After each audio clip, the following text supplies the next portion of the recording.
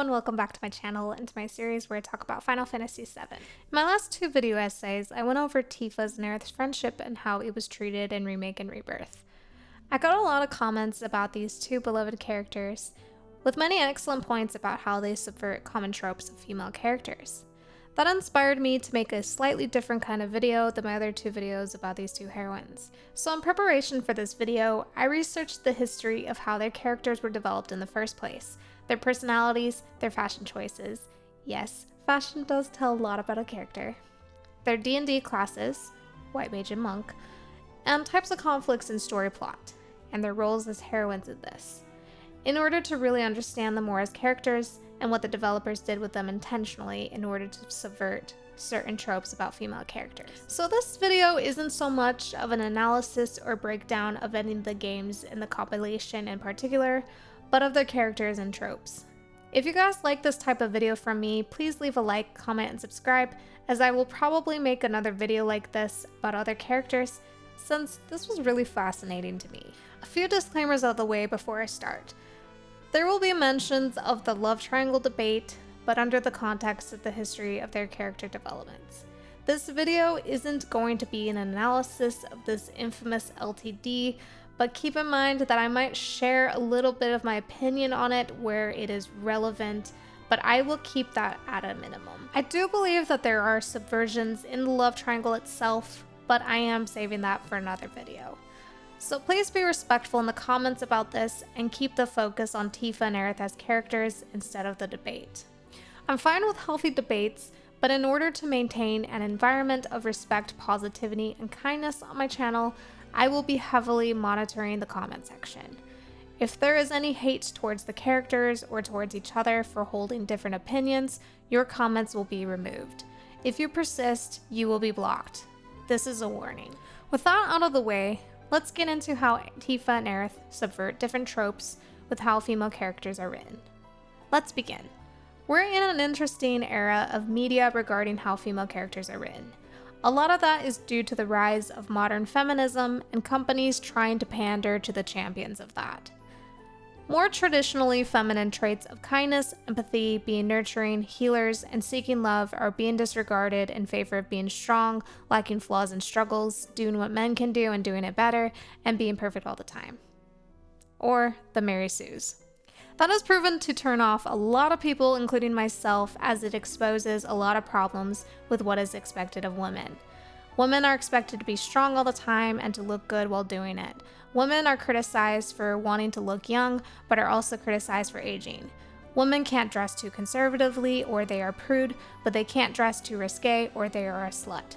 There is an unspoken rule of how to talk, how to act, how to look, and how to be that it's exhausting.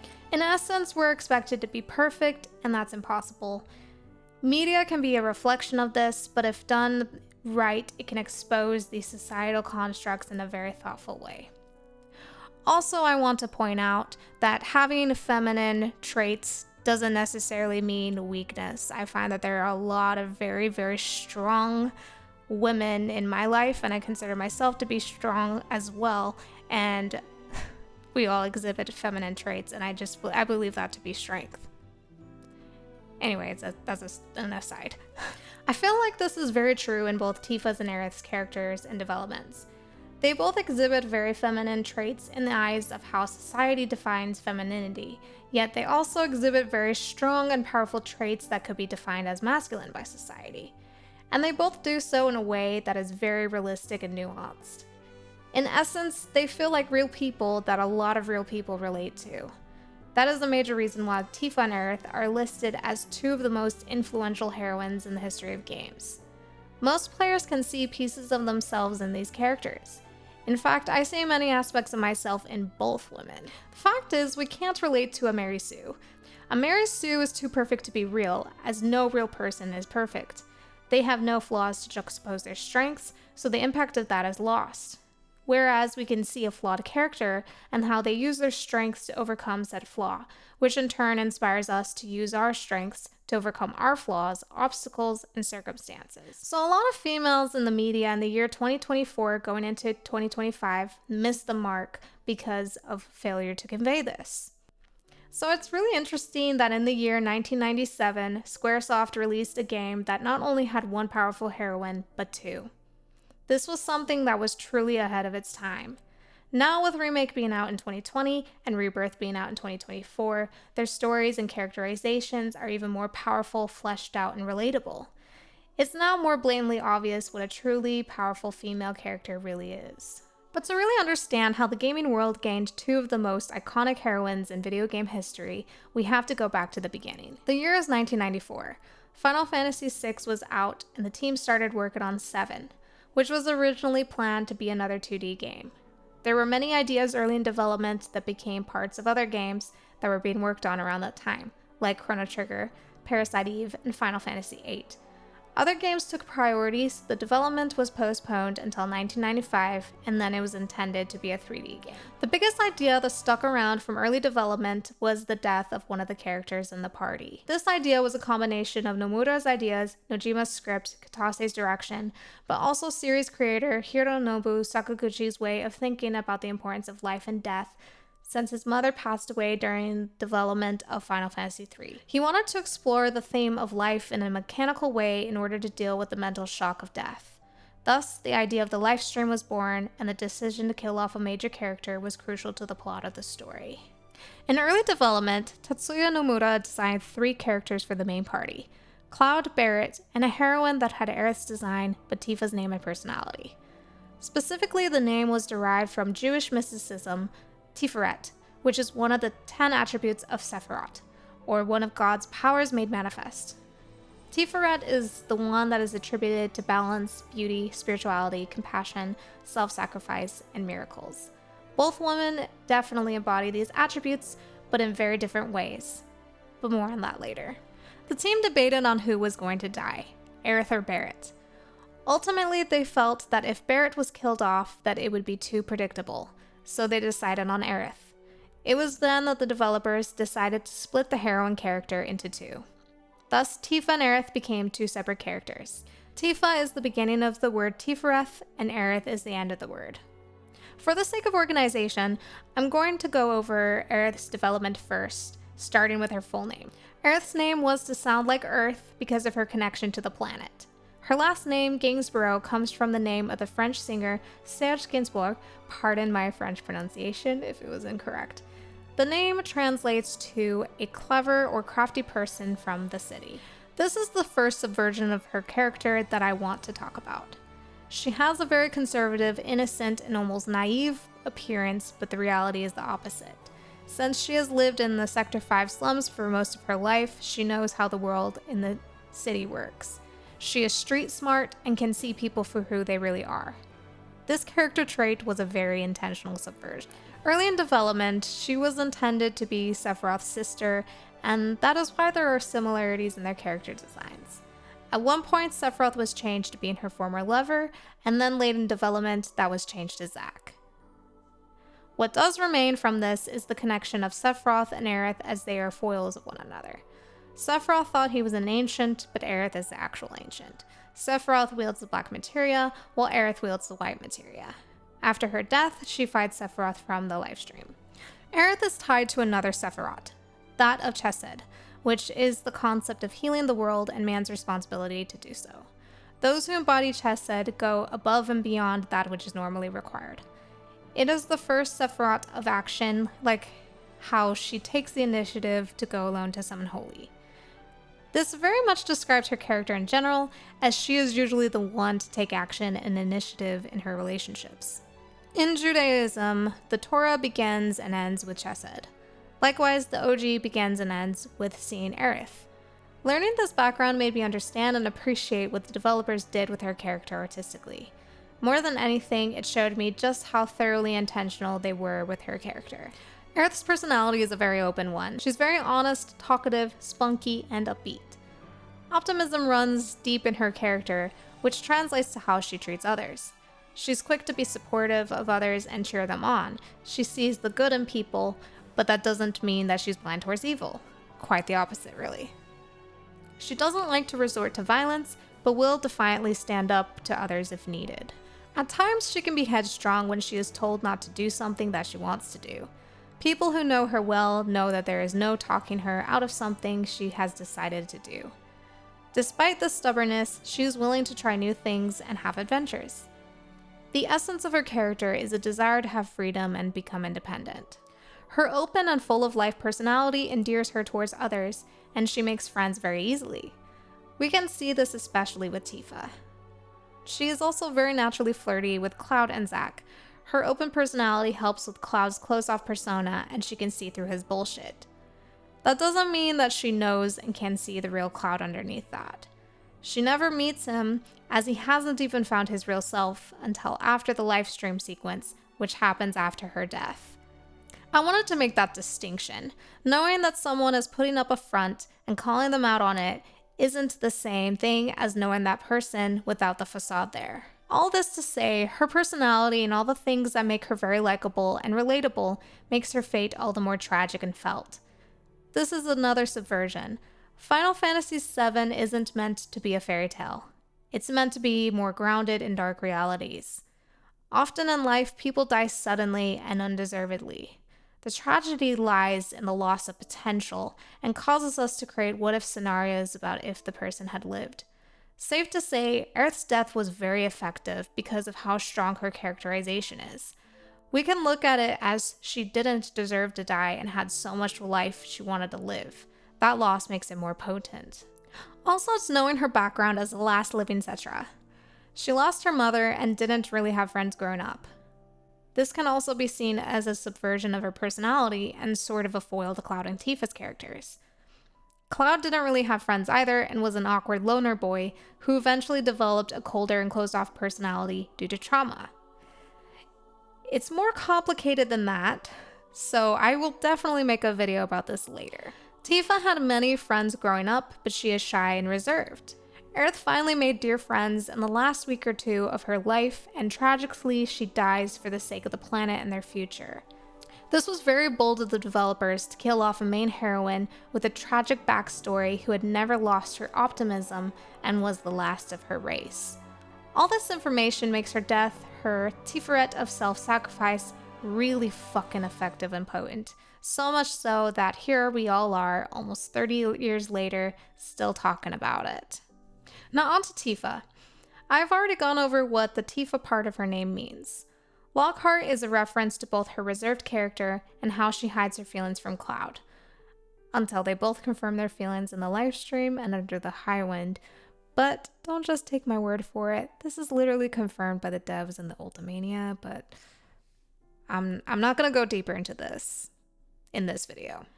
And how she is the key to unlocking Cloud's psyche. A lot of shippers take the idea that Tifa was created a little later in development and run with the idea that she was meant to be Cloud's second choice after Aerith dies.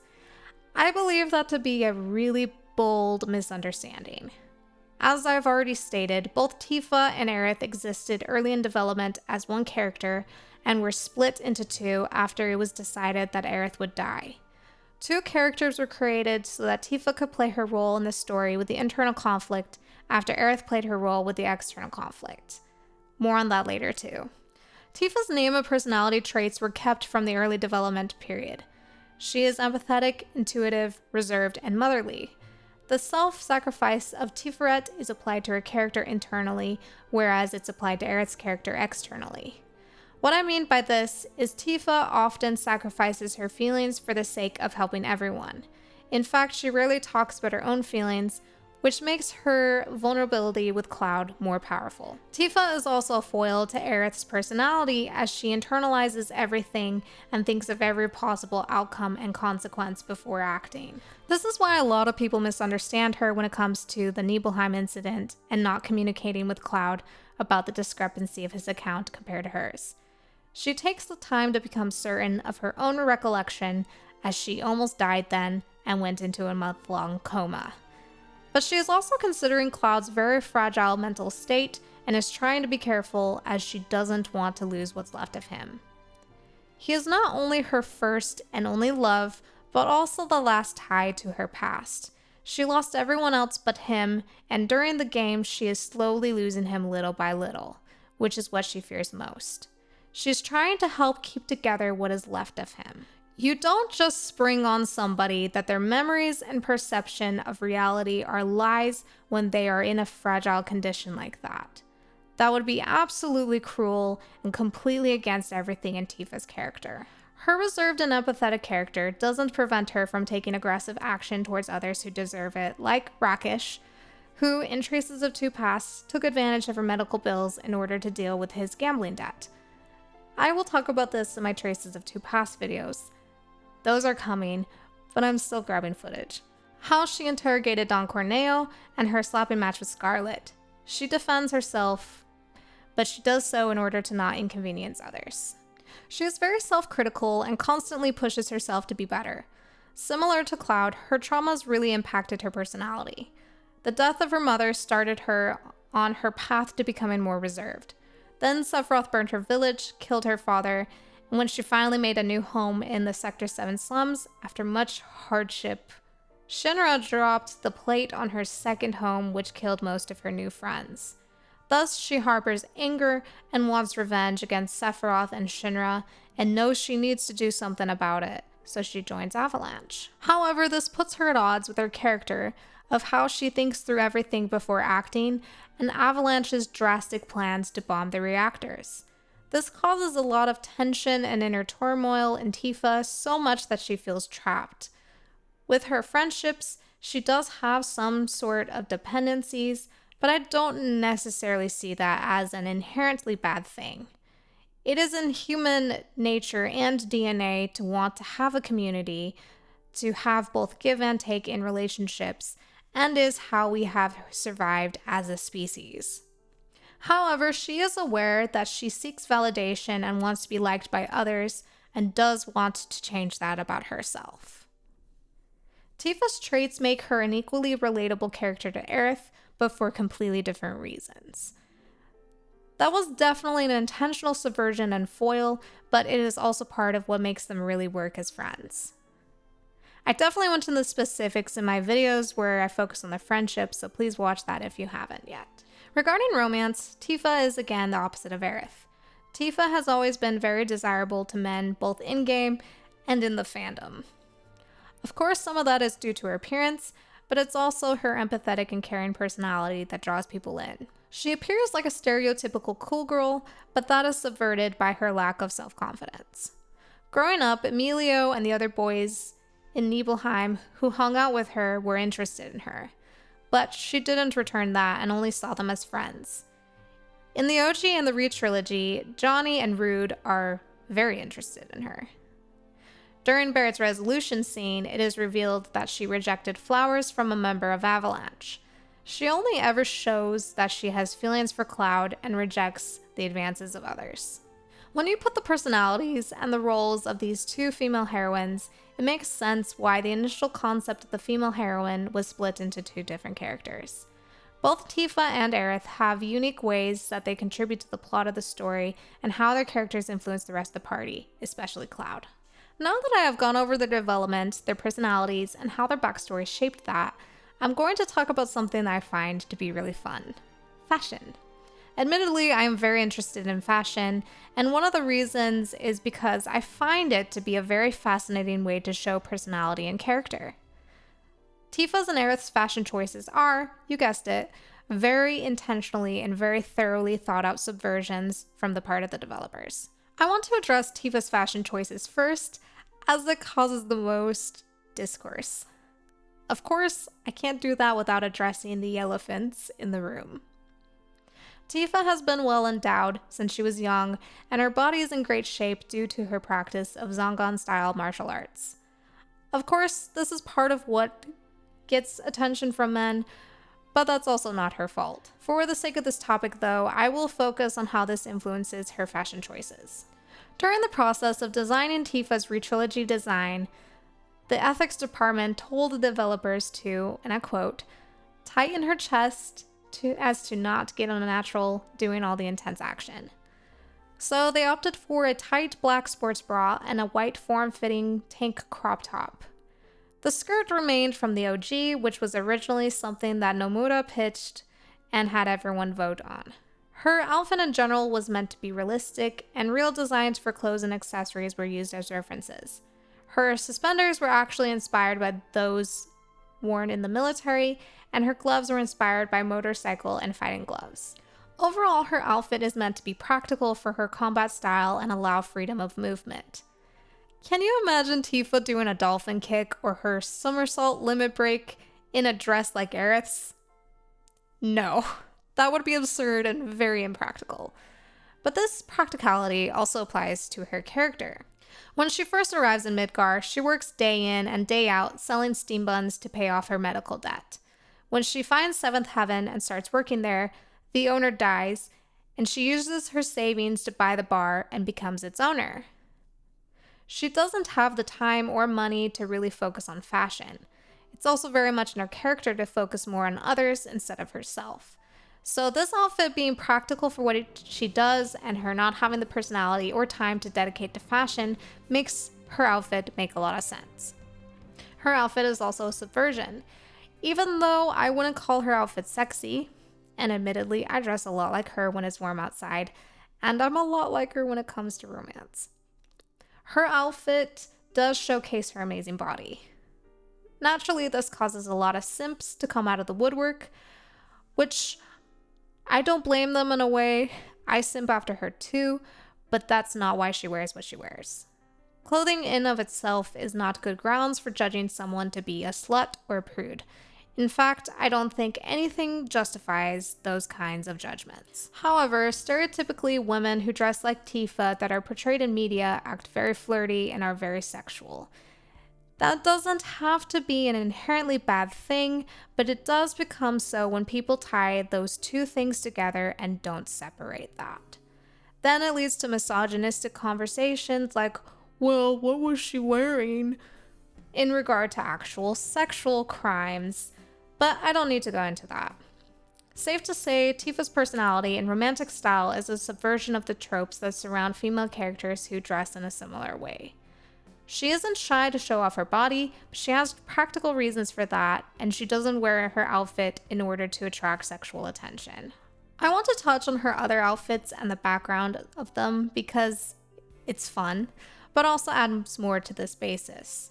Her Corneo mansion outfits were inspired by Chinese style and kimono dresses to provide a cultural flair. If you look at them, however, they either have long slits or are very short to accommodate her fighting style and ease of movement. They also stay faithful to her personal style.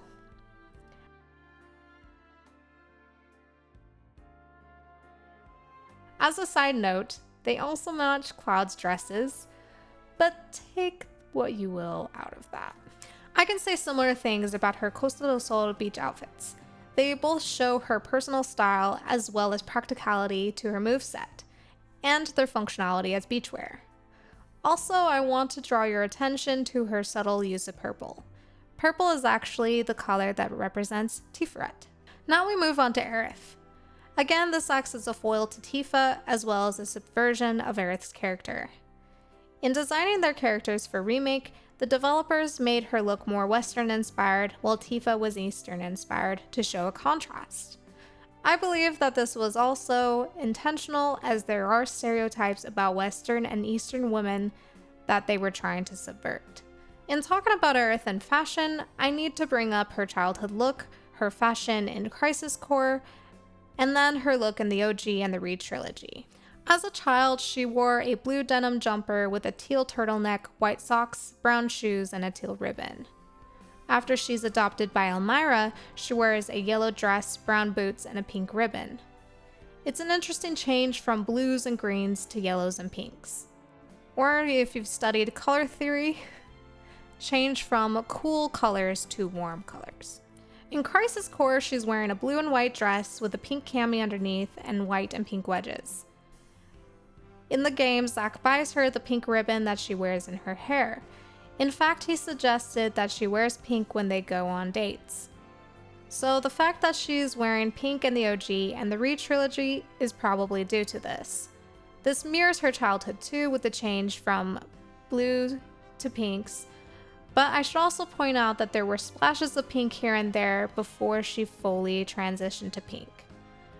This is to subtly show that Zack was able to bring to the surface what was lying dormant in Aerith's character, Her outfit in the Re trilogy consists of a light pink shin-length dress, a red biker jacket, brown boots, metal bracers on her wrists, a cord flower necklace, which is probably her iconic flower representing reunion, and that same pink ribbon in her braided hair.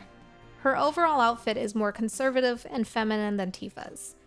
Stereotypically, you would associate someone wearing this outfit with innocence and being reserved, but in fact, Aerith is the opposite. She isn't reserved, but is in fact very open, flirty, and street smart. I want to make a little note here that there is nothing inherently wrong with being flirty. A lot of people mischaracterize Aerith and hate on her because of her flirty nature. I don't find issue with it. And on the opposite side, I don't find issue with Tifa being more reserved. They just have different romantic styles, and there's nothing wrong with that.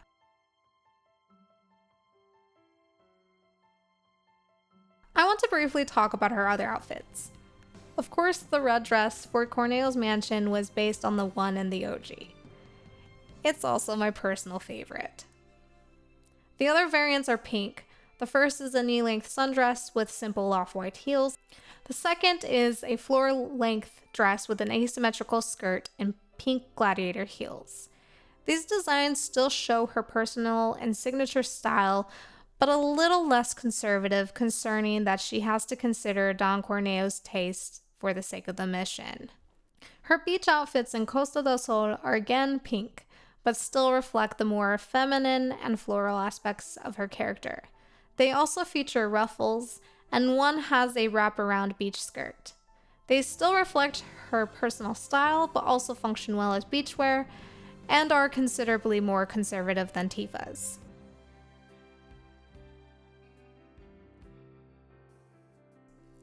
It is interesting to note that she continues to use pink, which is the color that Zach told her to wear. In the same interview that I referenced in my part 1 video about Tifa's and Aerith's friendship, Brianna White said this about how Zach influenced Aerith. So I got to dive into Aerith's youngness, her naivete, her softness, and see how her relationship with Zach develops, because she's sort of soft and shy at first. And Zach comes in loud and brash and playful, and she sort of learns that from him, I feel a little bit. Then for remake, she takes that back and sort of reteaches that to Cloud, and has that playful side, and allows him to have a little bit of more fun. Seeing that duality is really just amazing and super rewarding. It would be disingenuous to say that the people we love and the relationships we have don't influence us. Zach had a strong influence on Aerith, and that is reflected in her personality and her use of pink in her wardrobe. That doesn't mean that Aerith isn't her own person and doesn't make her own choices, because the key word here is influence. I think that Zach more so unlocked Aerith's nature that was lying dormant, much like how Tifa was able to help unlock the real Cloud. It would also be disingenuous to say that Aerith didn't also do that for Cloud to a certain degree. Brianna White said sort of reteaches that to Cloud. I don't want to go into semantics, as I can't read her mind, but the subtlety is there. Aerith's open character and personality does get through to Cloud to help the proverbial door to crack open very slightly, but it is Tifa who opens the door all the way. Before I end this section on fashion, I feel like it is absolutely vital that I talk about Aerith's dress during No Promises to Keep, which she sang after the Loveless play. Contrary to what people like to believe, Nojima said that this song was about the friendships she made with the whole party and that they will meet again. It is an emotional send-off, and her outfit reflects this, as well as her tragic end. She's wearing a white floor-length sweetheart neckline dress, a garland of her reunion flowers around her waist, and her hair is down in loose waves. White is the color associated with purity and is also the color of holy. It also represents her sacrifice. The flowers represent reunion, and that goes for the whole party, including Cloud and also Zach. Her hair is in loose waves to show this ethereal yet vulnerable beauty. It is a very intentional and powerful look that mirrors what her sacrifice means for the story and to the party. And I also have to note here that the dress is very simple in design, and I think that is to show the simple act of her sacrifice and what that means to the party and to the planet and to the game. Now on to their D&D classes. Characters in RPGs and D&D have different classes, which are classifications of their abilities and attributes when it comes to fighting styles, but it also influences their personalities. In the case of Aerith, her class is that of White Mage. In the case of Tifa, her class is that of Monk. So what is a White Mage and what do they do? Well, the White Mage is the healer of the party. White Mages are magic users, particularly with defensive magic like healing and protecting from status effects like poison. They have strong magic defense, but they're weak physically, so if they attack, it's from a distance. Personality-wise, White Mages are usually the nurturing and motherly figures in the party. While Aerith has her moments with this, Tifa assumes that role and personality more. Since White Mages are supporting members in the battles and do things from a distance, this usually translates to their interpersonal relationships. They emotionally support more than physically.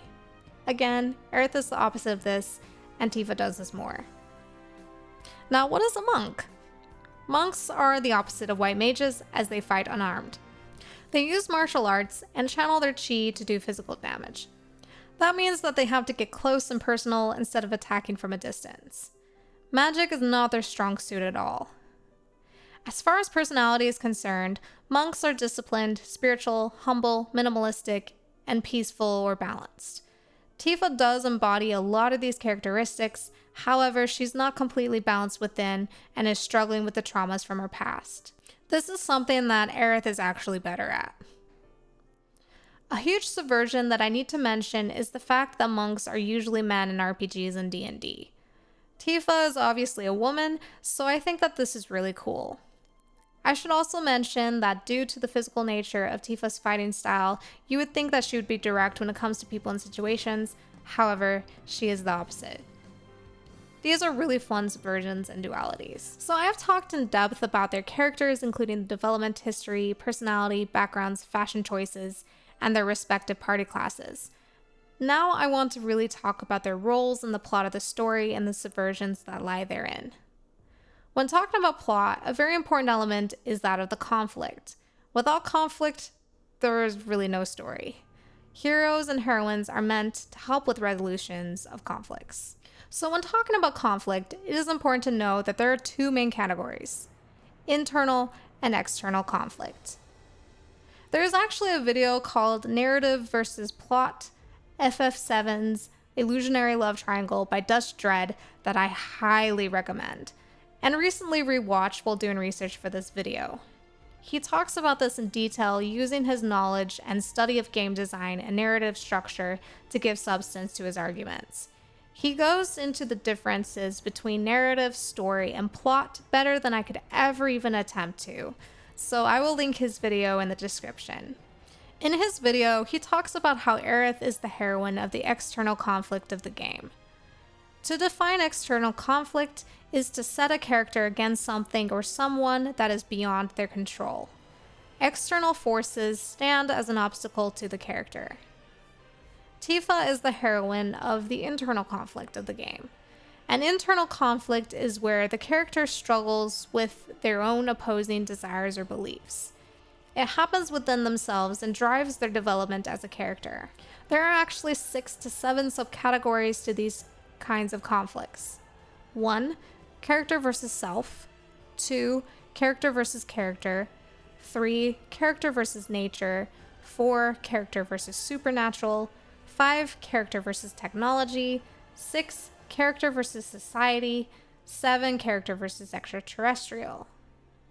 Final Fantasy VII actually deals with all 7 subcategories in some way, shape, or form. The only subcategory of these 7 that deals with internal conflict is character versus self. This can be a moral struggle, i.e., right versus wrong, or mental health struggles.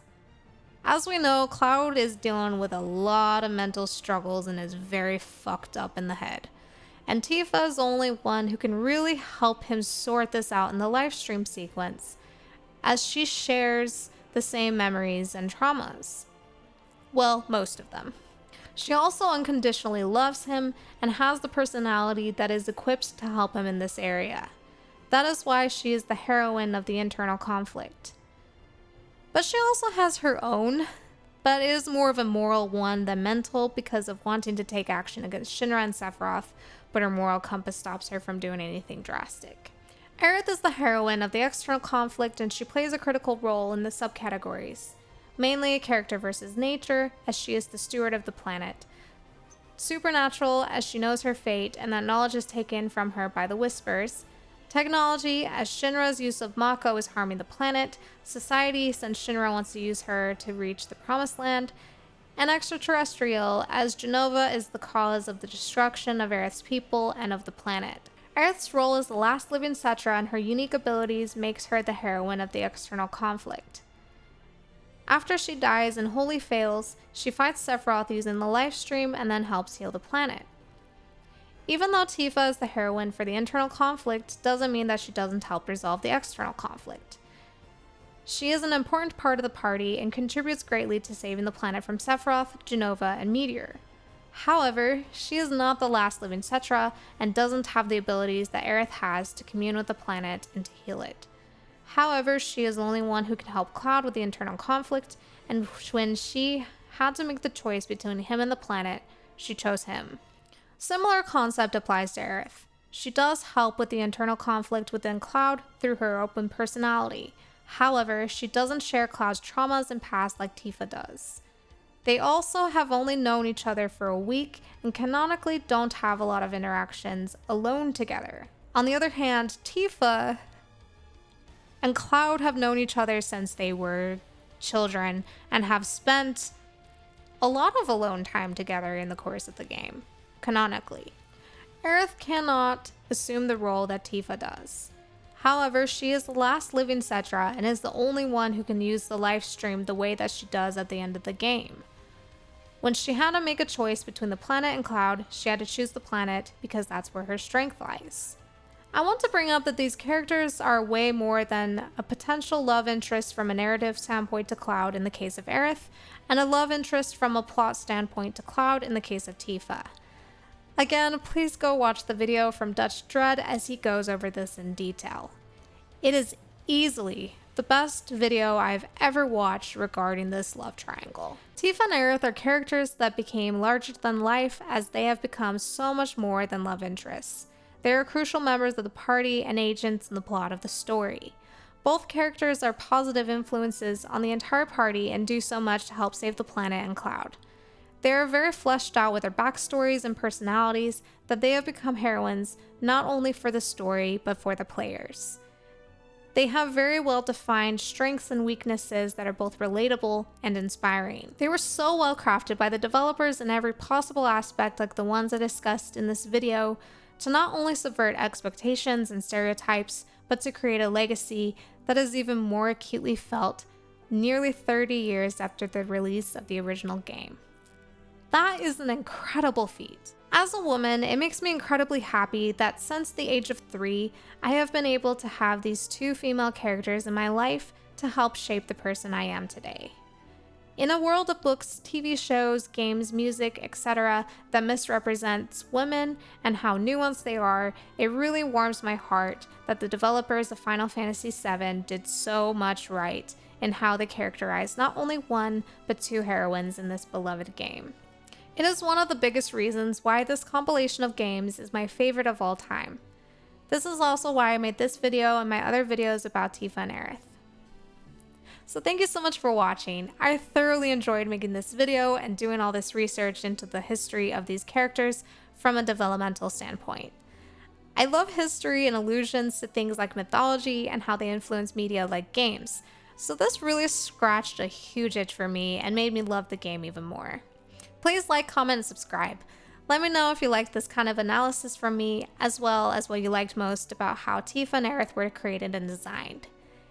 Here's an extra reminder to be kind in the comments and that I will be monitoring in order to maintain the positive atmosphere on my channel. And I will see you next time. Bye!